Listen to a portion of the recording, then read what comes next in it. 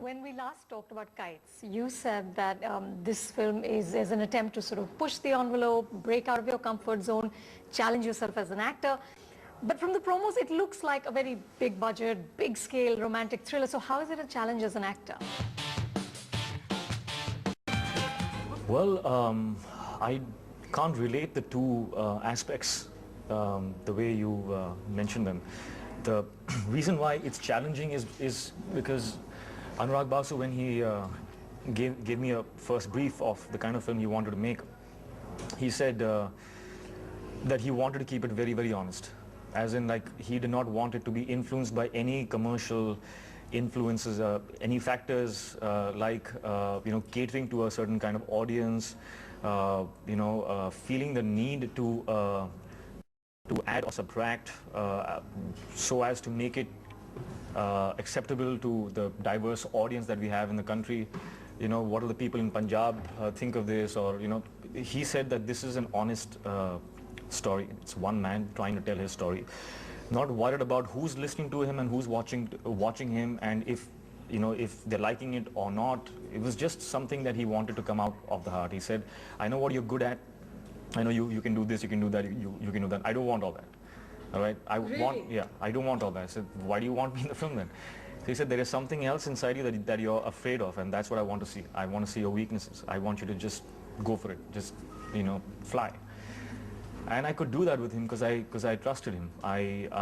From the first moment that I heard him narrate the script, I realized that he has a certain kind of sensitivity, which I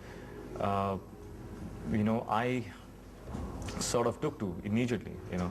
He reflected something that was already inside me, and I was more than overjoyed, getting the chance to sort of get into that world and explore that side of me.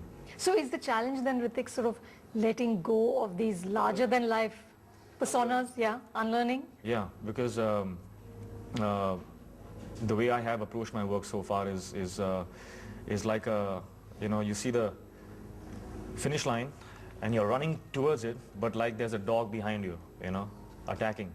So you're running really fast, and you have to win. Now, there is no finish line. There is no dog. It's just running for the pure love and joy of running. That's how I'm trying to approach it. That's the kind of feeling that I have now. And how hard was this? How hard was it to let go of Krish and Akbar? Well, I'm not saying that I won't do those kind of films, but I will definitely attempt to make it more real.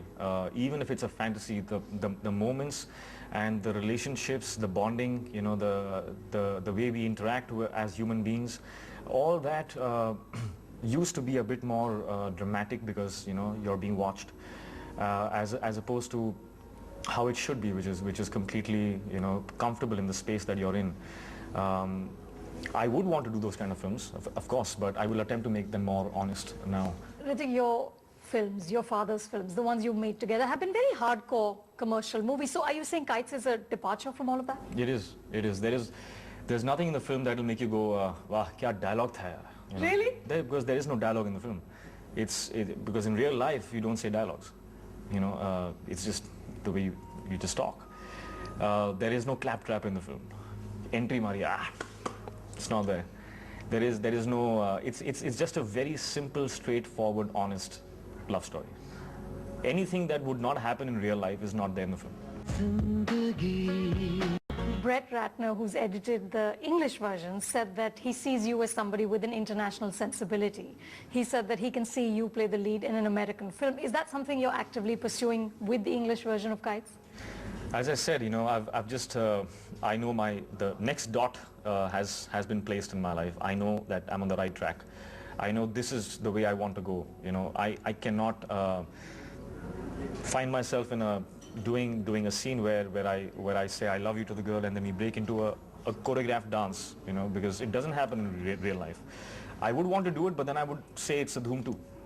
This is Dhoom. Come, enjoy, have your popcorn, just go crazy. But if you're making a film like, from my fraternity, say for instance Scarface or Once Upon a Time in America, You can't expect that in that kind. That's a honest, it's a real, intense story, and it's a real story, you know. You're presenting a story. You can't have an item song in that film. You can't have, oh, you know, it's time for some comedy now. You can't have all that. You just have interesting characters and you have an intense film. And I would not allow anyone to insert commercial ingredients, masala, into that film to, you know, make it more commercial. You know, but you're saying that Indian commercial. you're moving toward that and away from the masala, or are you going to be capable of doing both equally well? Of course I'll do both. I'm going to do Krish. I wish I can do Dhoom 3. But then, you know, the idea is be honest about it. You know, I'm making a Dhoom 3, right? Say for instance. I will do all that, you know, the dancing and the comedy or whatever, you know, it's you're catering to an audience that's coming to watch a film like that. You're not saying that this is a very intense, serious love story. It's beautiful, it's from the heart. And then have all these, you know, unreal, you know, illogical stuff that's happening. And because, of course, those films can run, will run, and they, you know, people will be entertained a lot, but it's not the kind of stuff that will work on a world platform. Hrithik, your most successful films have been the ones that you've done with your father. Why do you think that is? What has he tapped into? What does he see for you? What is his vision that the others don't have? You know, I don't know. I don't. First of all, I think Dhoom 2 has been my biggest hit. In terms of box office, yes. In terms of box office, it wasn't my father's film. And then there's Akbar. It wasn't my father's film. I wish I had more examples, but well, at least I have these two. And I have done 3 films with my dad, and and all 3 have been super successful. And I've got 2 outside films which are super successful. Dhoom 2 was a bigger success than all my dad's films. So I don't think that stands as true as some people might want it to, you know, sound. But yes, I work great with my dad because I'm with him right from conception stage. You know, the moment he gets the idea, I'm with it right from that stage, as opposed to a director who comes in with a bound script or works on it on his own. I sit and work with my dad from, you know, one moment to the other, building a scene to the next scene, to the next scene, to the next scene. We sit together and we build it. So there, of course, you know, just by the way things are, you know, there is more involvement. I know why this particular dialogue is there, and I know all the options also that were there. So they're all playing on the mind, and it just sort of brings you, you know, you're a bit more attached to it, I guess.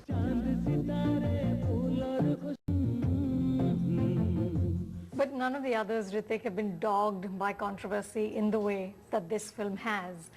Why do you think that is? What triggered this sort of from the beginning? There have been stories and stories. And let me tell you one that I've heard very often from many different sources, that even the editing process, of course the shooting was difficult because there were 3 power centers. There was Anurag Basu, there was Rakesh Roshan, there was you.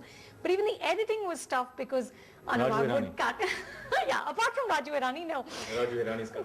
That's right, no. But that Anurag would cut the film, but then you would recut his cut, and then Rakesh ji would come in and recut it again. See, what is the truth in all of this? There's no big deal to this. You know, all this actually happened, but it's not a big deal. Meaning you were recutting each other's scenes. It's great fun. You know, I've been involved in all the aspects of filmmaking. I have a few ideas, and if they deem fit, you know, they allow me space to do what I want to do. You know, and yeah, I used to sit on the edit and I used to say, yeah, you know, let me just do it like this and let's see how they all react. It's all fun, you know. So there wasn't a negativity about it? Never. That was the slant given by the press? Never. I mean, of course the press has to say something. I don't know.